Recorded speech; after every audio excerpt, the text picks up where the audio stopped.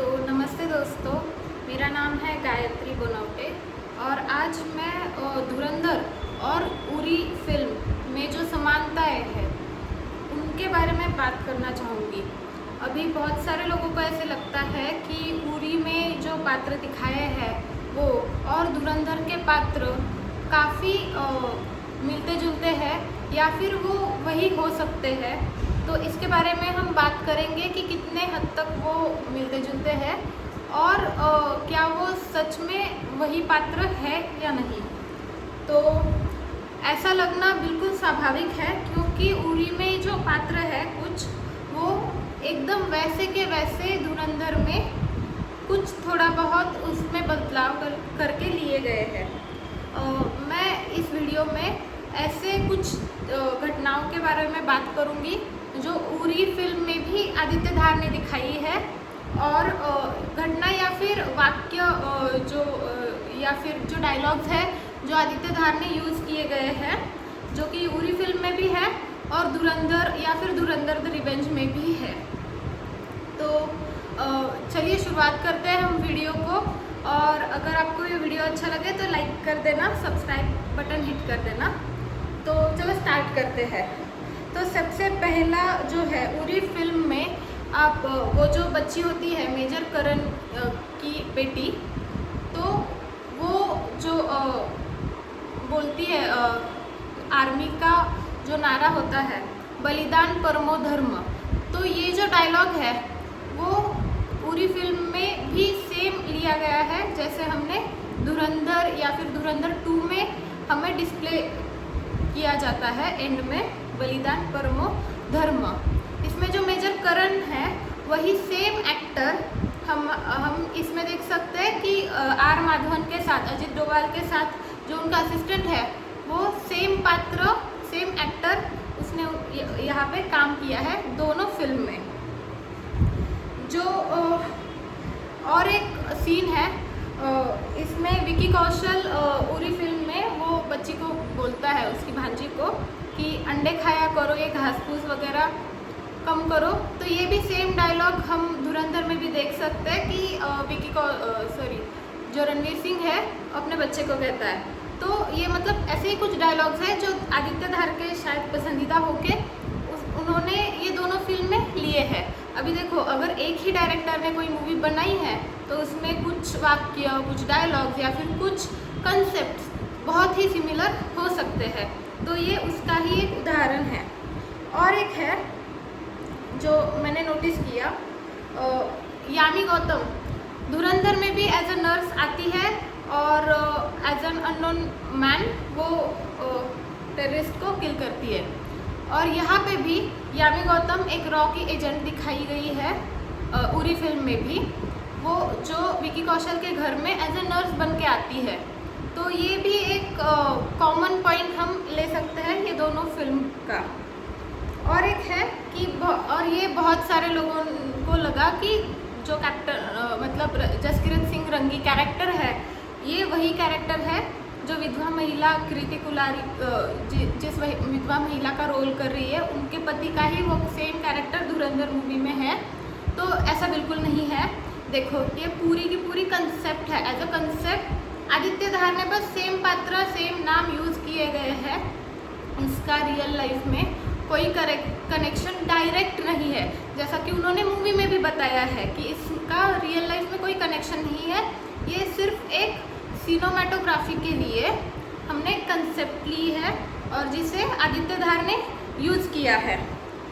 जो ये जो नाम है कैप्टन जसकीरत सिंह रंगी, ये आदित्य धार का ही एक आप पात्र समझ लो जो उरी मूवी में भी दिखाया है उन्होंने इनडायरेक्टली और इस मूवी में भी है।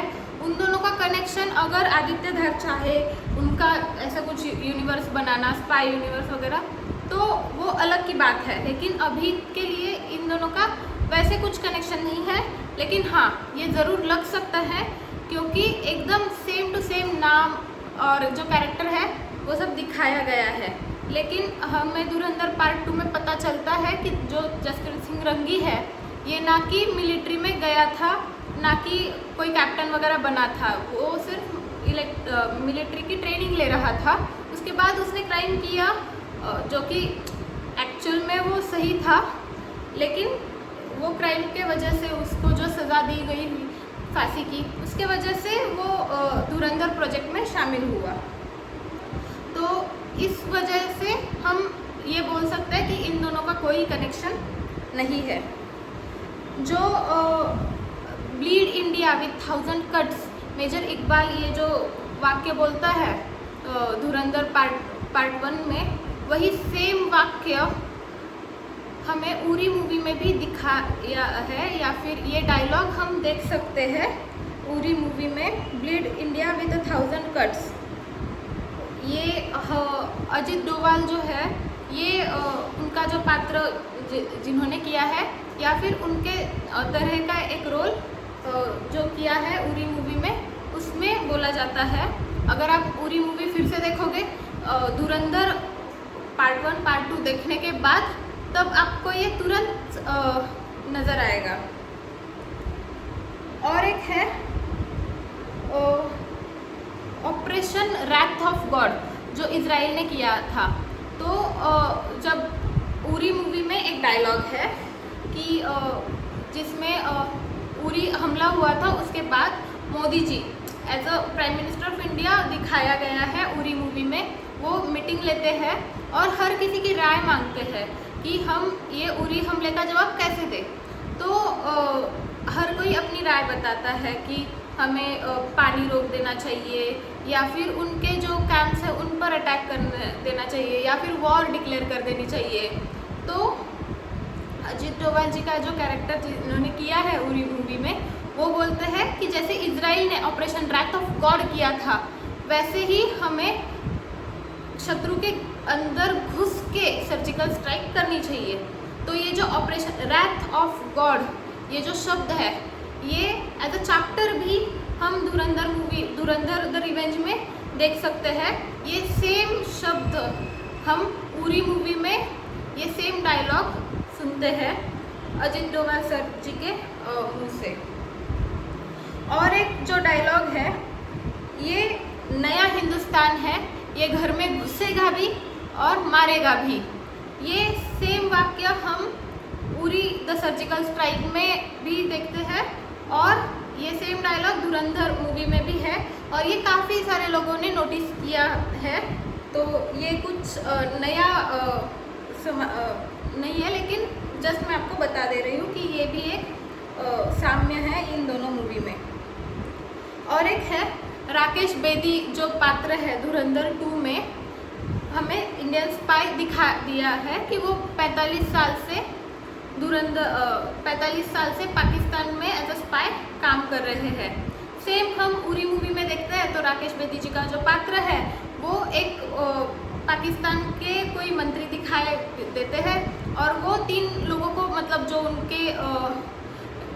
उनके नीचे जो काम करते हैं, उनको बोलते हैं कि आप ढूंढ निकालो कौन है वो इंडियन स्पाई, और खुद वो उनकी अम्मी को कॉल करते हैं, और बेसिकली वो इंडिया में कॉल करके एक नंबर बताते हैं, और जो कि कोऑर्डिनेट्स होते हैं जो उरी के हम उरी में सर्जिकल स्ट्राइक करते वक्त हम यूज़ करते हैं, जिन जगह पर हम अटैक करते हैं पीओके के, वो कोऑर्डिनेट्स राकेश बेदी जी का पात्र बताते हुए दिखाया गया है। तो ये सेम पात्र है क्या जो धुरंधर मूवी में है जमील जमाली का? तो ये हम डायरेक्टली नहीं कह सकते हैं, लेकिन जब हम देख सकते हैं कि ये आदित्य धार ने डायरेक्ट की गई मूवी है दोनों, तो हम इन दोनों को काफ़ी हद तक कनेक्ट करते हैं, क्योंकि बहुत ही सामने दिखाया गया है इन दोनों पात्रों में। सेम एक्टर ने इन दोनों में काम किया है। तो अगर आदित्य धार ऐसा कुछ यूनिवर्स बनाना चाहे, उसमें सेम एक्टर हो और इन दोनों मतलब का वो रिलेशन हो, तो वो बना सकते हैं। लेकिन ये एज अ कंसेप्ट आदित्य धार ने उरी में भी और धुरंधर मूवी में भी यूज़ की गई है।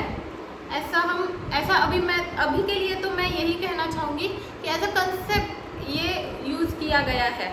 ये पात्र सेम हो सकता है, नहीं हो सकता है, इट डिपेंड्स। और एक है जो आदित्य धार का हम स्टाइल देखते हैं, तो उरी मूवी में भी हर एक जो सीन होता है या फिर हर एक घटना होती है, ये हमें चैप्टर्स में दिखाई गई है। Chapter 1, chapter 2 and the final chapter, ऐसे करके द फाइनल चैप्टर करके कंक्लूड करना। तो ये आदित्य धार की डायरेक्शन की स्टाइल है कि कैसे वो डायरेक्ट करते हैं मूवी को, और ये इस वजह से वो जो मूवी है वो बड़े ही प्रभावशाली या पद्धति से रख सकते हैं ऑडियंस के सामने। तो ये हम उरी में भी देखते हैं और धुरंधर पार्ट 1 पार्ट 2 दोनों में भी देखने को मिलता है, जो कि समझ आता है कि एक ही डायरेक्टर की हुई मूवी है, इसलिए यूज़ किया गया है। और जो आदित्य धार का स्टाइल है पोस्ट क्रेडिट सीन्स देने का, धुरंधर में भी दी है, उरी में भी दिया है पोस्ट क्रेडिट सीन। उरी में भी आप देखोगे तो जो पाकिस्तान का मेजर है, आई थिंक उसका उनको बेहोश किया जाता है और फिर वो सुबह देखते हैं, न्यूज़ देखते हैं, तो उरी पे जो सर्जिकल स्ट्राइक हुआ था उसका हम इंडियंस ने कैसे बदला लिया वो न्यूज़ देखते हैं। तो ये जो स्टाइल है आदित्य धार की पोस्ट क्रेडिट सीन्स देने की और लोगों को थिएटर्स में till the end of the movie बिठा के रखने की, ये हम देख सकते हैं। तो ये हम इसे कह सकते हैं कि एक डायरेक्टर का कैसे स्टाइल है कि खुद के मूवी में वो अपने जो पात्र है उनको कैसे प्रस्तुत करते हैं और हर एक मूवी में उनका हम रिलेट कर सकते हैं। मतलब जस्ट बिकॉज ये दोनों मूवी आदित्य धार ने ही बनाई है, इसीलिए हम इन दोनों के पात्र, इन दोनों के जो डायलॉग्स है या फिर जो कंसेप्ट्स है, इन दोनों को कोरिलेट कर सकते हैं। इनका एग्जैक्ट कोरिलेशन करना थोड़ा मुश्किल है, लेकिन कर सकते हैं।